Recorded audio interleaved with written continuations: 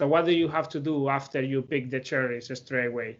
Which is Well, the next step? when they came back at the end of the day with the cherries, we have to wait it because the workers, sorry, they are getting paid for the weight they picked, you know. So we have to wait worker by worker how much they pick during the day, and they are getting paid for it. Right. Then when we have all the cherries all together, we go to a big tank full of water. Then you put all these coffee cherries on that tank, and many of them, they just float, you know, they are just on the surface of the water because they are actually empty cherries. They don't have a bean inside. Right. You know, so you have to take that out. Yeah, that means that you remove those cherries. Of course, yeah. So that's why we use the tank, because we want all the bad cherries, maybe cherries that they are empty on the inside, or maybe a cherry who was attacked by insects, or any of the cherries that they are not like properly weighed, they don't have the proper weight, they're gonna float on the surface of the water. So we take all of that away. And this water tank also give us like the chance to clean a little bit the cherries, because many of them, they come with they're dirty, you know what I mean, from the farm. So we clean them, and then we take all the flotations. We could say now we have the right cherries. Yeah. So which is the next step? All right, we take those cherries, and if we're gonna talk about fully washed or honey, we go straight to the pulp, which is a machine that takes the skin and part of the pulp out of the bean, you know, right, of the cherry. So after this machine, we have the bean, which has a small skin, and then this skin has a mucilage. After mucilage, we have another skin, but it's not the skin of the bean, but the cherry, you know.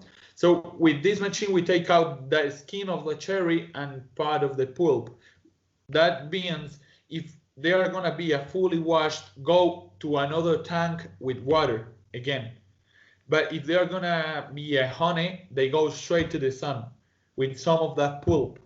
So that pulp gets dried directly on the skin and the bean and give us a honey. In the honey process, we have 3 or 4 different kind of or types of honey process. We're talking about white honey, yellow honey, red honey, and black honey, right? Those are the 4 most known. So right, these kind of honeys, the color of the honey just depends on how much pulp you let dry on the bean. So if you let 90% of the pulp, when it's getting dried, it's so much pulp that it gets black. So it's a black honey. When you leave from 70 to 80% of the pulp, when it's getting dried, it gets red. So it's a red honey, and that's how it works, you know. So as much pulp as you let, the color of the honey just changes. You know, right, what I mean? So basically, we have right now fully washed process. Yeah. Honey process. Well, the fully washed is still missing a little bit, because after the water tank, it's between 18 hours to 48 hours. It depends on the farm, the water, and the beans, but that's a time that you need to ferment the coffee beans. So this pulp is a really sweet thing. So in that tank, the water takes out all that sweet things and starts a fermentation with all the bacteria that are living in the water. They feed from the pulp and they start a fermentation process. After that time, you take out the bean, and then you don't have any pulp on the beans, just the bean and the skin, what we call pergamino, you know? So we can say is an easy way to get the seed from the fruit, really. Exactly. So after 2 days of being in a fermentation process in the water tank, you have out just the skin and the bean, not any pulp, and you go straight away to sun again. when you're drying a honey process, you need between 20 and 30 or 40 days drying on the sun. It depends on the sun. And then the fully washed, it's 10 days, 12 days drying on the sun.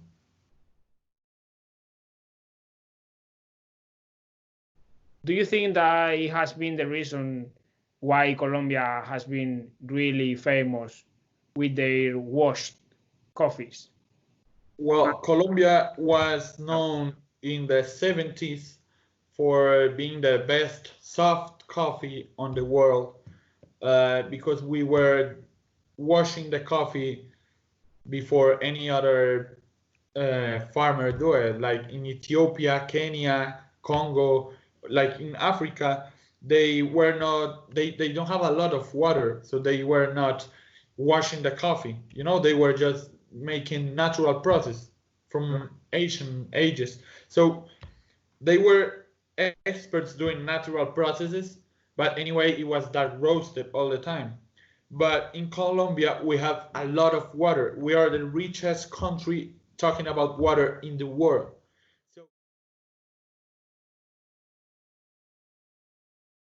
So the fully washed is a process that made us known and famous, but it's not really like friendly with the environment because for 1 kilo of fully washed Colombian coffee, you're wasting 50 liters of water.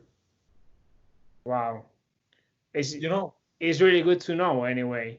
Yeah, so that's actually why we came back to these natural process, honey processes, because we are trying to not spend that much water, and we also can get a good coffee, because fully washed Colombian coffee spends a lot of water, and then this water goes straight to the rivers and the lakes, and it's so sweet because it has all the pulp on it that it kills all the oxygen on the rivers, on the lakes, and the fishes are dying all the time, you know, because it changes the pH and the oxygen levels. It's not environmental friendly.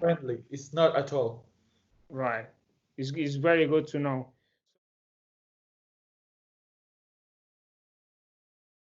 So we have talked about washed honey, and I think we are missing natural process.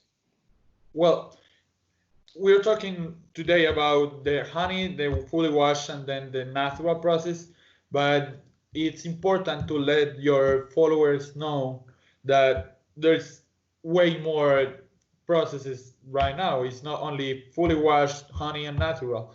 Right now we have a lot of processes. We're talking about 8 or 10 or even 12 processes different, because there are people today, you know, making investigation, and they are working on it every day. They are actually adding to this water, for example, they are adding bacteria or yeast or different kind of things to get even better day by day. But these three processes are the more known. So I'm going to explain the natural if you're okay with it. Maybe we can do this. So today we talk more about the main process. I would say they are fully washed, honeys, and natural. And we are gonna leave open for them to ask us to do a new video with the rest of the process or the new process.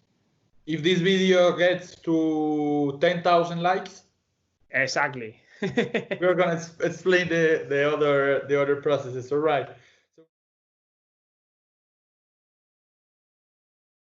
So natural is just the oldest process in the world, where you just pick the cherry from the tree and you just go straight away to the sun and dry it. But it's not as easy as it sounds, you know, but it's basically that. So in Colombia, what we do is we pick the cherry from the trees. We go to the tank, we take out the flotations, as I said before, and then all the good cherries go straight to the sun. But in the sun, we have to go there and move it every hour, because if you don't have for example, we are using right now African beds. It's the most common way to dry coffee now in Colombia, African beds.